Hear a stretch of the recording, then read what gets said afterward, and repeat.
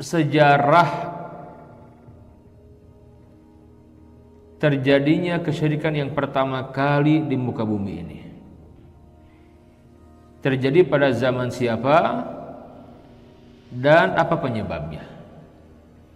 Sehingga kita bisa memahami bahwa ketika seseorang tidak mempelajari tauhid dengan benar, tidak belajar akidah dengan benar, maka dikhawatirkan dia akan terjatuh kepada kesyirikan, dan syirik ini membatalkan iman, membatalkan Islam. Mengerikan sekali. Ya, kalau seseorang meninggal dunia kemudian membawa dosa syirik, ngeri sekali. Taib, yang pertama disebutkan di dalam surat An-Nisa di ayat yang ke-48, kesyirikan itu adalah bahayanya ya. Seseorang yang meninggal dunia dan membawa dosa syirik, dia tidak akan diampuni dosanya oleh Allah. Padahal Allah itu Maha Pengasih, Maha Penyayang, betul tidak? Dan Allah Subhanahu wa taala itu At-Tawwab, Maha penerima tobat, Al-Afu, Maha memaafkan, Al-Ghafur, Maha pengampun, Al-Ghaffar, banyak memberikan ampunan. Tetapi kalau seseorang mati dan membawa dosa syirik, tidak akan diampuni. Tinggal main-main kan? Gak main-main dosa ini, hati-hati. Ada disebutkan di surat An-Nisa di ayat yang ke-48, faqala ta'ala, Allah Ta'ala berfirman, innallaha la yaghfiru an yushraka bihi wa yaghfiru ma duna dzalika liman yasha wa may yusyrik billah faqad iftara itsman 'azima. Innallah, sesungguhnya Allah, la yaghfiru, tidak akan mengampuni, ayyusyraka bihi, dosa seseorang yang menyekutukan Allah dengan sesuatu. Jadi sesungguhnya Allah tidak akan mengampuni dosa syirik. Wa yaghfiru, dan Allah mengampuni maduna dzalik, dosa selain syirik, lima yasha, bagi siapapun yang dikehendakinya. Ya. Wa may yusyrik billah, maka barang siapa yang syirik kepada Allah, yang mempersekutukan Allah, faqad iftara, maka sungguh ia telah berbuat dosa, itsman 'azima, dosa yang besar. Wa may yusyrik billah faqad iftara itsman 'azima, maka barang siapa yang syirik kepada Allah, yang mempersekutukan Allah, maka sungguh ia telah berbuat dosa yang besar. Mengerikan tidak?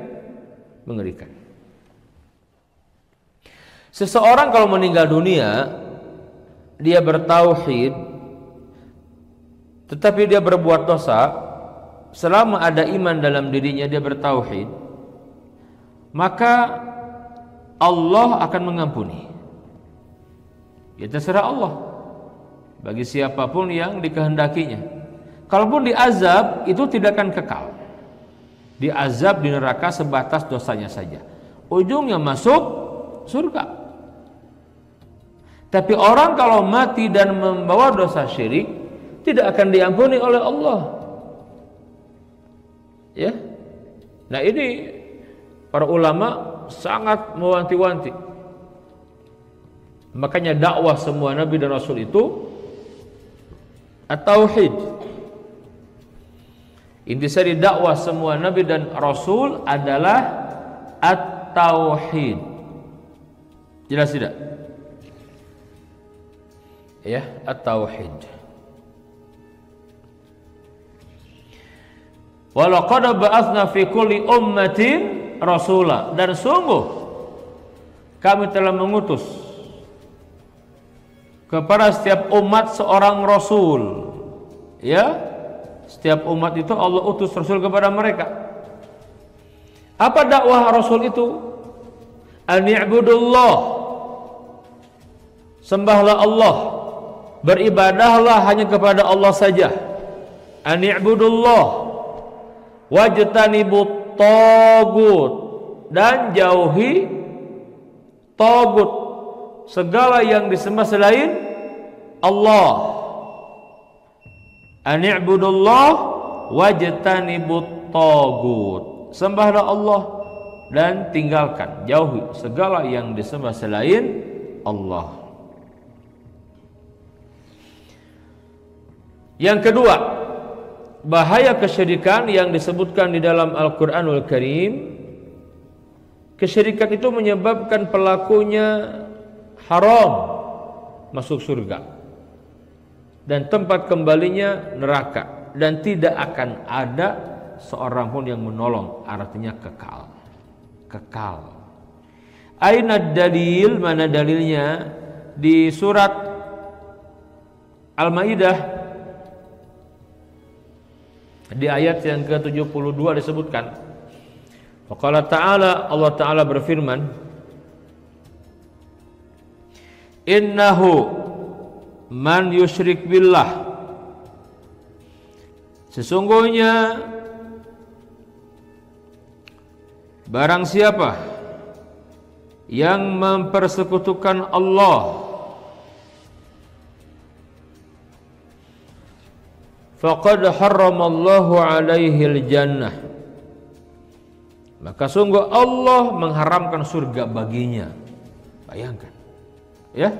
Maka barang siapa, sesungguhnya siapa yang musyrik kepada Allah, yang mempersekutukan Allah, faqad harramallahu alaihil jannah, maka Allah haramkan surga atasnya. Wa ma'wahun nar, dan tempat kembalinya adalah an-nar, neraka. Wa ma lidh-dhalimina min ansar, dan tidak ada seorang penolong pun bagi dia. Bayangkan, haram masuk surga berarti kekal di neraka, waliyadzubillah. Yang ketiga, kesyirikan itu menyebabkan amal-amal baik yang sudah dikerjakan terhapus, terdelete, hapus. Ya. Seseorang banyak berbuat kebaikan, kemudian berbuat kesyirikan. Nah, ketika dia berbuat kesyirikan, hapus otomatis amal-amal baiknya. Ngeri tidak? Aina dalil, mana dalilnya? Di surat Az-Zumar ayat yang ke-65 disebutkan, walaqad uhiya ilaika wa ilal ladzina min qablika la in asyrakta la yahbatanna amaluka wa la takunanna minal khasirin. Walaqad uhiya ilaika, dan sungguh telah diwahyukan kepadamu wahai Muhammad, wa ilal ladzina min qablika, dan kepada para nabi rasul sebelum kamu. Apa wahyunya itu? La in asyrakta, jika kamu syirik. Nabi rasul diingatkan, la in asyrakta, jika kamu syirik, la yahbatanna amaluka, niscaya sungguh hapus amal-amalmu, wala takunanna minal khasirin, dan tentulah engkau termasuk orang yang rugi. Ya rugilah, betul tidak? Kita beramal, tiba-tiba berbuat kesyirikan, hapus amalnya. Rugi tidak? Rugi. Misalnya seorang bikin masjid yang gede gitu, bikin masjid besar, dia musyrik kepada Allah atau menjadi jalan kesyirikan, habis pahalanya itu. Ya. Ini bahaya apa? Bahaya dosa syirik. Ya, itulah kesyirikan. Baik, sudah azan ya, azan dulu, nanti kita lanjutkan. Sebelum azan, sudah azan dulu. Nanti sholatnya ya pada kajian.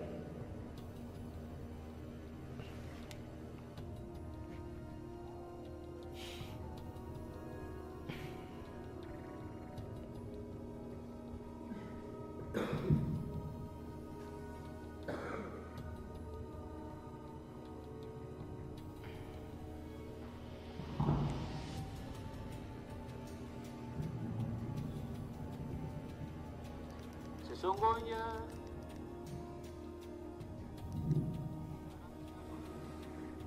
Allah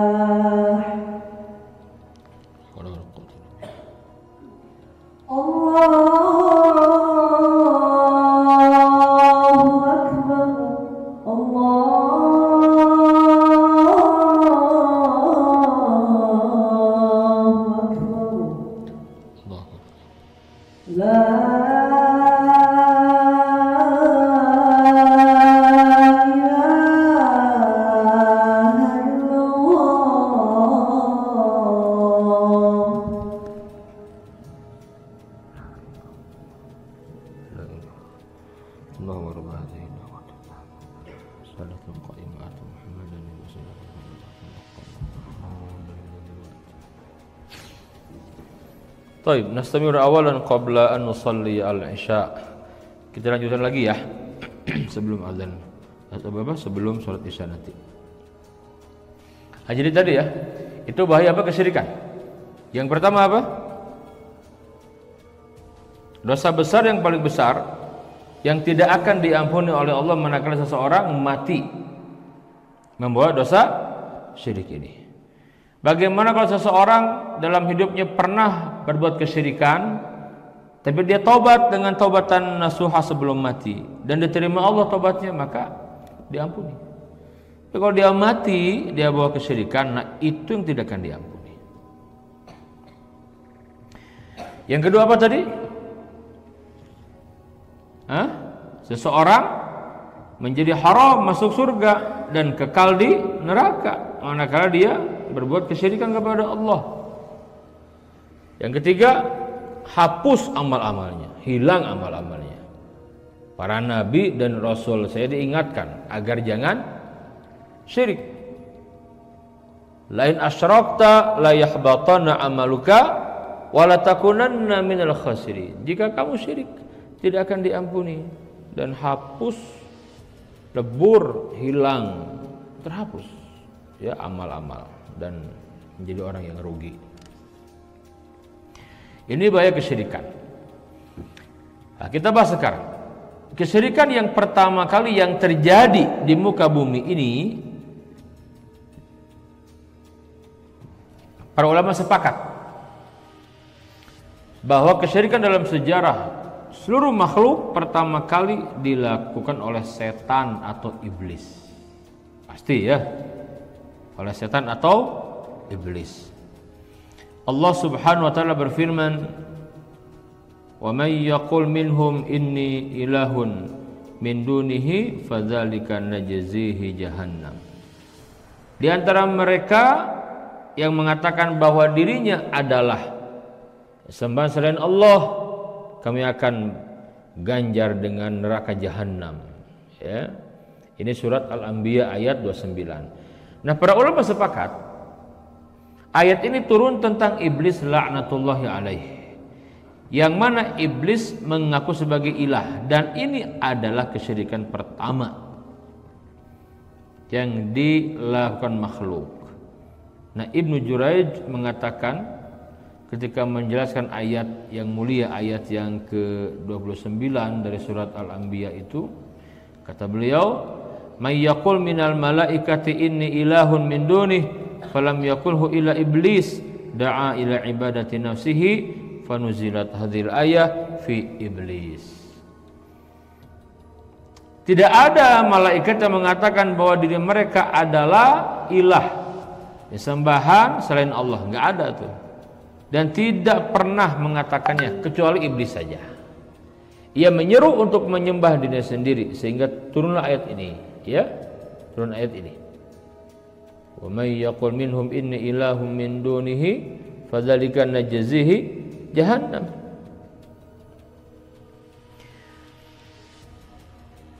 Disebutkan di dalam Jami'ul Bayan,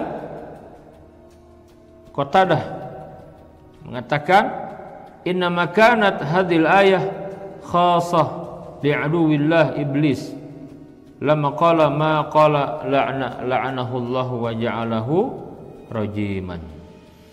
Ayat ini turun, yaitu surat apa tadi? Al-Anbiya ayat 29, untuk musuh Allah, yaitu iblis, karena ia mengatakan sesuatu perkataan yang dilaknat Allah, dan Allah jadikan ia makhluk yang terkutuk. Ya, disebutkan dalam kitab Jami'ul Bayan.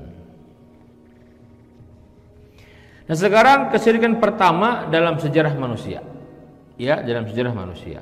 Berarti dari zaman Nabi Adam kan sampai saat ini, sampai menjelang kiamat nanti. Berbicara tentang kesyirikan pertama dalam sejarah manusia, para ulama berkhilaf, berbeda pendapat, dan menjadi 4 pendapat yang utama. Yang pertama, kesyirikan pertama dilakukan oleh Qabil, putra Nabi Adam alaihissalam. Nah, Imam Ibnu Jarir At-Tabari rahimahullah menyampaikan, ya,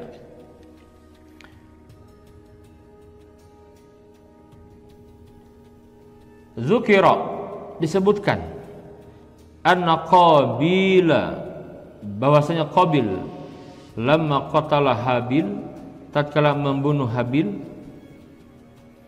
ya, wa haraba min abihi Adam ilal Yaman, ya lari dari Adam menuju Yaman. Atahu iblis, maka iblis pun mendatanginya, ya. Faqala lahu, dan iblis berkata kepada Qabil, inna Habil innama qubila qurbanuhu wa akalatun nar. Kata iblis kepada Qabil, sebenarnya Habil diterima kurbannya, ya, serta kurban tersebut dimakan oleh api. li'annahu kana yakhdumun nar wa ya'buduha. Kenapa? Karena Habil adalah pengikut roh api dan penyembah api. Fansab anta aidan naron takunu laka wali akibaka fabana baitan nar fahuwa awwalu man nasaba an-nar wa abadaha. Maka Qabil, wahai Qabil, hendaknya engkau pun melakukan yang demikian untukmu dan keturunanmu. Qabil menuruti perkataan iblis dan membangun kuil api. Itulah kuil pertama dan penyembahan api yang pertama. Dalam kitab ya Tarikh At-Tabari, Tarikh Al-Ummam wal Muluk. Akan tetapi kata para ulama, Imam Ibnu Jarir At-Tabari tidak menyebutkan sanad riwayat ini dan bahkan membawakannya dengan sighah tamrid yang mengindikasikan kelemahan.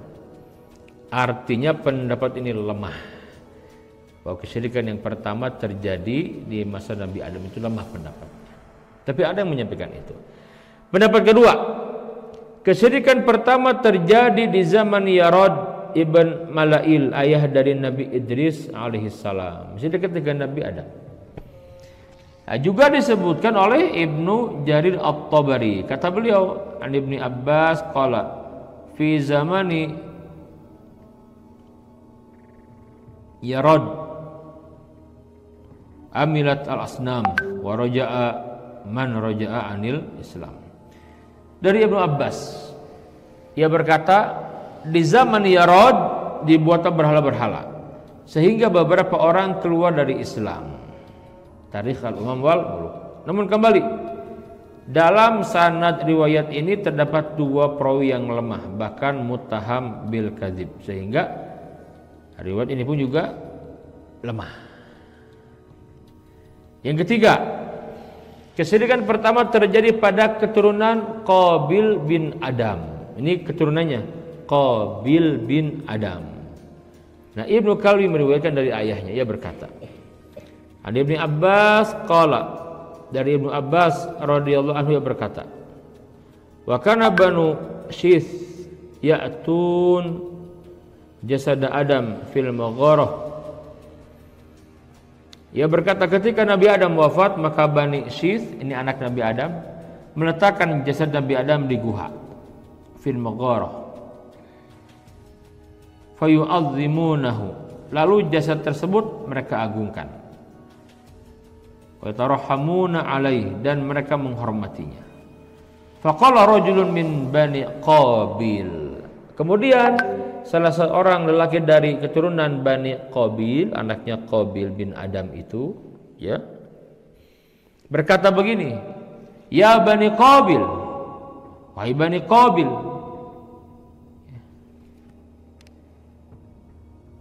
inna li Bani Syith duwaron yadurun haulahu wa yu'azzimunah. Sesungguhnya Bani Syith memiliki tempat yang mereka biasa mengelilinginya untuk ibadah. Mereka mengagungkannya. Walaysa lakum syai', sedangkan kalian tidak punya. Fanahat lahum sanaman fakana awwalu man amilaha. Maka ia pun memahat berhala untuk kaumnya. Itulah kesyirikan pertama. Ya, tapi kembali, ini pun riwayatnya lemah. Nah, yang paling kuat mana? Yang keempat. Yang keempat, kesyirikan pertama kali terjadi di muka bumi pada zaman Nabi Nuh alaihissalam. Ini yang paling kuat. Yang paling kuat.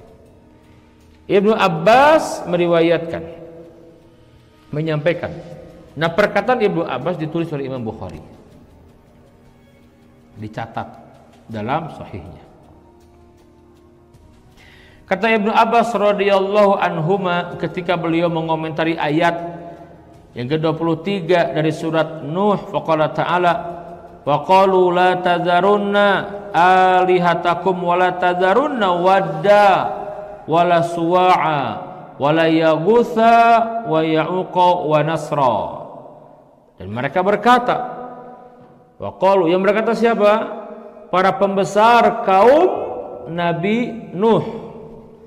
Wa qalu, dan mereka berkata, la tadharunna, janganlah sekali-kali kamu meninggalkan penyembahan alihatakum terhadap tuhan-tuhan kamu, wala tadharunna, dan jangan pula sekali-kali kamu meninggalkan penyembahan wadda kepada wad, wala suwa'a kepada suwa', wala yaghutha kepada yaguth, wa ya'uqa kepada ya'uq, wa nasra, dan kepada nasr.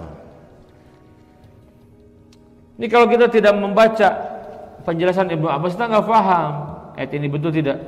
Apa itu maksudnya wad, suwa, yaguth, ya'uq, nasr, itu apa maksudnya? Ibnu Abbas seorang sahabat Nabi sekaligus sepupu Nabi yang Nabi doakan agar faqih terhadap urusan agama dan ahli takwil Quran. Nabi mendoakan, Allahumma faqihu fid din, ya Allah faqihkan, berikan pemahaman yang mendalam kepada Ibnu Abbas. Wa 'allimhu ta'wil, dan ajarkan takwil kepadanya ya Allah. Yang doa siapa? Yang doa siapa? Nabi yang mulia Rasulullah sallallahu alaihi wasallam. Mustajab tidak? Mustajab tidak? Mustajab tidak? Mustajab. Maka Ibnu Abbas tampil menjadi ahli ilmu yang faqih, yang dalam ilmunya itu. Kan beda, ada orang yang ilmu itu dalam sekali, kalau menjelaskan satu permasalahan itu tuntas, orang puas menyimaknya, tidak samar gitu di tangan orang yang dalam ilmunya. Tapi kalau di tangan orang yang tidak dalam jadi samar ya. Bahkan bisa jadi hak jadi batil, batil jadi hak. Kata Ibnu Abbas, siapakah wad, suwa, yaguth, ya'uq, dan nasr itu? Kelima nama ini beliau menafsirkan, hum asma'u rijalin solihin min qaumi Nuh. Kelima nama tadi, orang tadi itu wad, suwa, yaguth, ya'uq, nasr itu adalah asma'u rijalin solihin min qaumi Nuh, adalah nama orang-orang soleh di zaman Nabi Nuh, orang-orang soleh. Falam halaku, ketika mereka wafat, kelima orang ini wafat, wad, suwa, yaguth, ya'uq, nasr ini wafat. Auha asyaitanu ila qaumihim, maka setan membisikkan kaumnya untuk membangun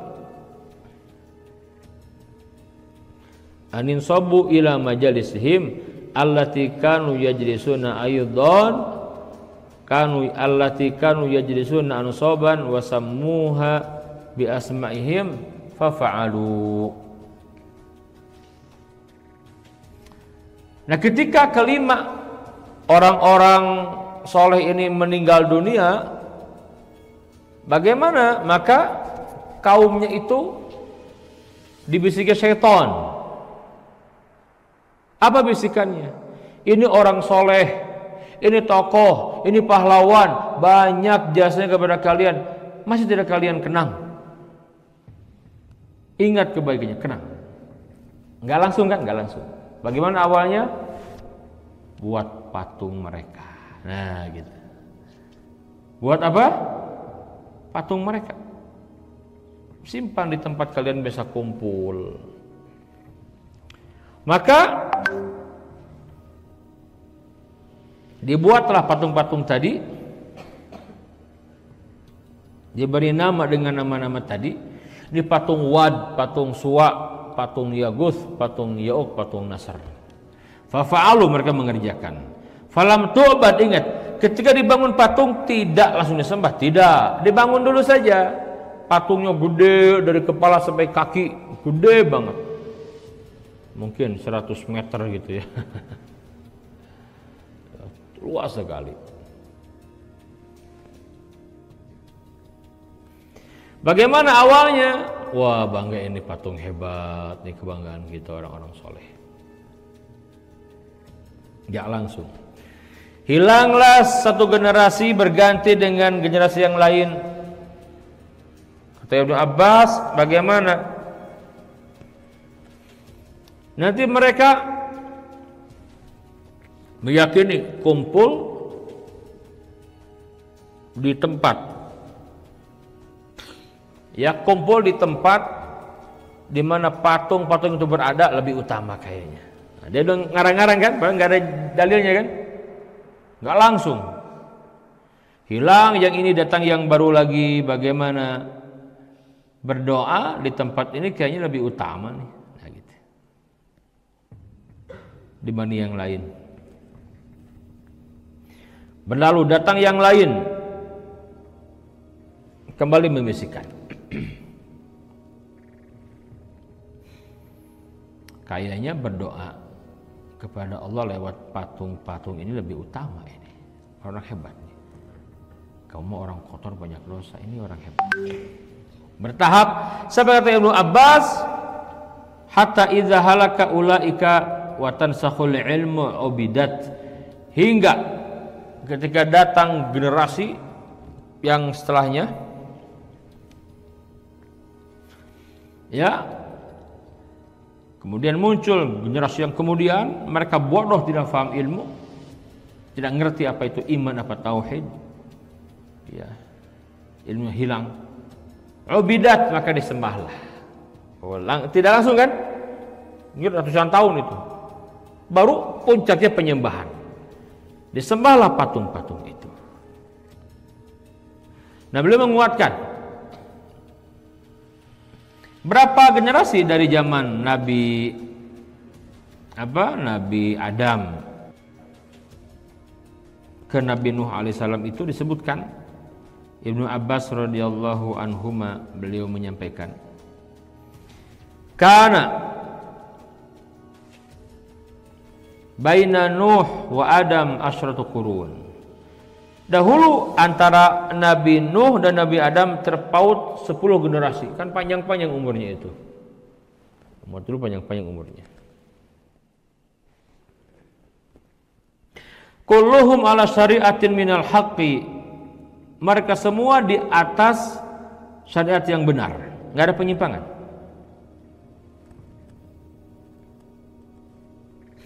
Fakhtalafu, kemudian setelah itu mereka berpecah belah.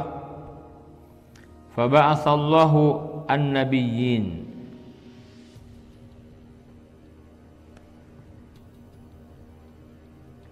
maka Allah mengutus para nabi,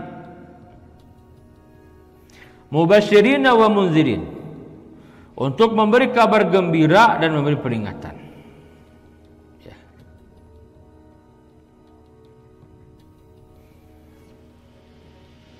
Jadi ternyata ada 10 apa? Generasi. Ya. Nah, baru terjadinya kesyirikan, penyembahan kepada patung itu di masa mereka selanjutnya. Maka Allah Ta'ala mengutus Nabi Nuh sebagai rasul dakwah. Makanya para ulama Ahlussunnah menyampaikan sepakat, nabi rasul yang pertama kali rasul itu adalah Nabi Nuh, rasul pertama. Tapi nabi pertama Nabi Adam.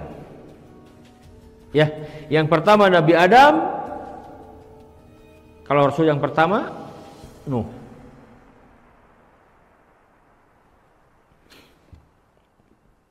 Ya, itulah apa namanya? Kesyirikan. Maka penting ya, ternyata kesyirikan pertama kali di muka bumi ini terjadi karena patung.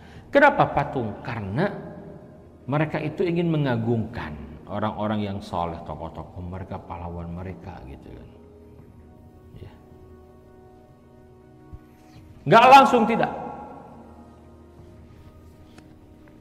Maka penyebab dosa syirik adalah al-ghulu, berlebihan dalam mencintai orang soleh, mengkultuskan, nggak boleh.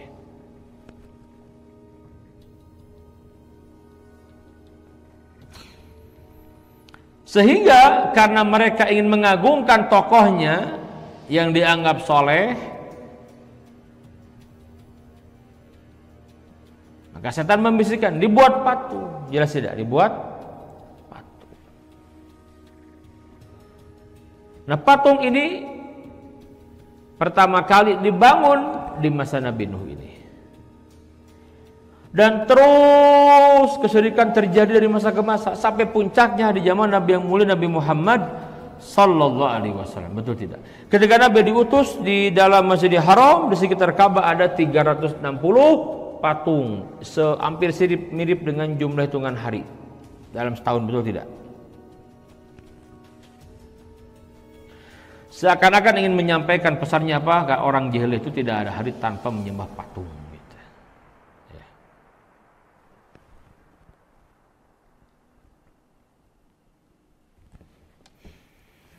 Nah, maka hadirin sekalian,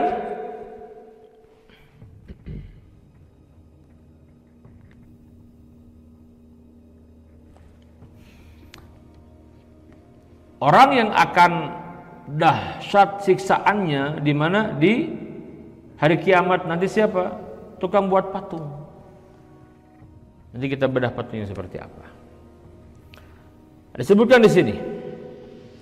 Qadima Rasulullah sallallahu alaihi wasallam min safarin. Kata Aisyah, pernah Rasulullah sallallahu alaihi wasallam datang dari suatu safar. Wa qad satartu bi kiramin li ala sahwatin li fiha tamathil.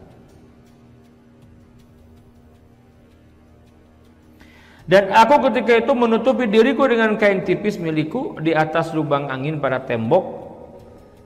Lalu kain tersebut, di kain itu ada gambar-gambar. Falamma ra'ahu Rasulullah sallallahu alaihi wasallam. Ketika Rasul melihat gambar-gambar itu, hatakahu, maka Nabi yang mulia merobeknya. Qala dan bersabda, asyadun nasi azaban yaumal qiyamati. Ya, sesungguhnya orang yang paling berat siksaannya di hari kiamat nanti siapa? Alladzina yudahuna bi khalqillah, yaitu orang yang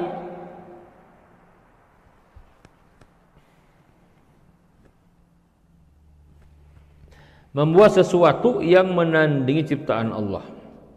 Qalat Aisyah berkata, faja'alnahu wisadatan aw sadatain aw wisadatain. Qalat faj'alnahu wisada aw wisadatain.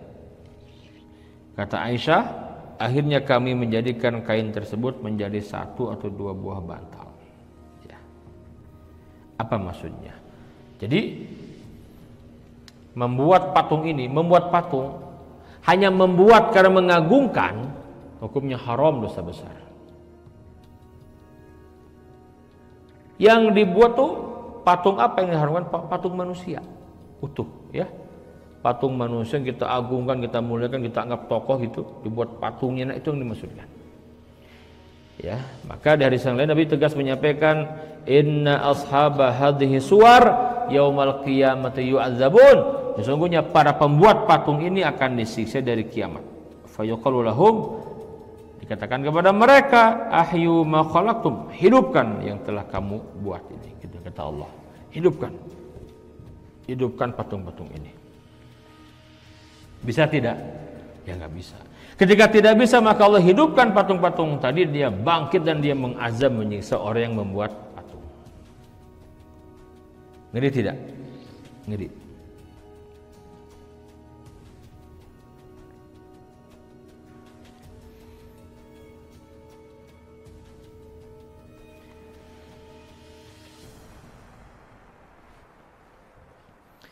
Disebutkan juga dalam riwayat yang lain, inna asyaddan nasi azaban indallahi yaumal qiyamati al-musawwirun. Orang yang berat siksaannya di hari kiamat itu orang yang suka membuat patung. Patung makhluk bernyawa seperti manusia dan binatang. Nah, ini kesyirikan pertama ya di zaman Nabi Nuh alaihissalam. Coba antum tadabbur di Al-Qur'an. Sepertiga isi Al-Qur'an itu kisah. Dan yang paling dahsyat itu kisah pergumulan. Ya, pertengkaran perselisihan antara Nabi Rasul yang diutus dengan siapa? Dengan pemuka kaum yang membuat patung. Hampir semua begitu, betul tidak? Contoh, Nabi Ibrahim alaihissalam ketika diutus bagaimana? Orang-orang menyembah patung. Patung non patung bebegig. Bukan patung manusia, patung tokoh. Kan jadi disebutkan Wad, Suwa, Yagus, Ya'uq, itu orang-orang soleh. Orang biasa, mohon maaf, dengan tidak bermaksud merendahkan profesi apapun juga. Punten, tukang becak maut dibuat tubuhnya, dibuat berhala. Wah, tukang becak ini luar biasa, gitu enggak? Enggak ada. Pasti dan pasti adalah tokoh. Ya. Jelas tidak? Iya. Makanya haram itu. Jadi membuat patung untuk diagungkan saja hukumnya haram, dosa besar. Nyian patung diagungkan, dimuliakan dan disembah, syirik. Orangnya musyrik.